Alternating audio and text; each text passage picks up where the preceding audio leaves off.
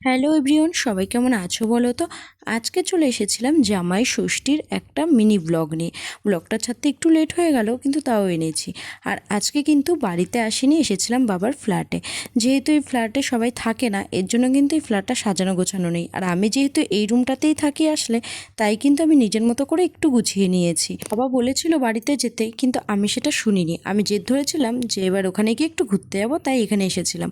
আর আমি আসার পরেই কিন্তু দিদিরা এসেছিল।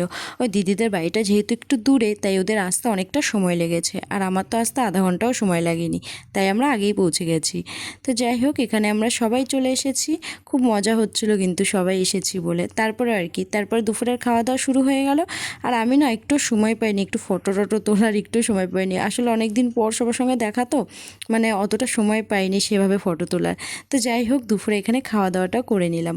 আসলে এখানে আসাদের আমাদের একটাই কারণ, এখানে আসলে না আমরা ইকো পার্কটা কাছাকাছিই আছে, তাই ঘুরতে যাব, তার জন্যই এসেছিলাম। জানো তো, এখানে যেহেতু দাদা বৌদিও থাকে না, এর জন্য কিন্তু এই ফ্ল্যাটটা অতটাও সাজানো গোছানো নেই। যেটুকু প্রয়োজন সেটুকু জিনিস আছে, মোটামুটি সবই, কিন্তু এমনি ডেকোরেশন কিছু করা নেই। আর আমরা খাওয়া দাওয়ার পরে কিন্তু সবাই একসঙ্গে অনেক দিন পরে আড্ডা মারছিলাম। আর আমার বাবা দেখো ফোন নিয়ে রিলস দেখতে মানে বিজি আছে। এইভাবেই কিন্তু আজকে আমাদের জামাই ষষ্ঠীটা কেটে গেল, বেশ সুন্দর কেটেছিল।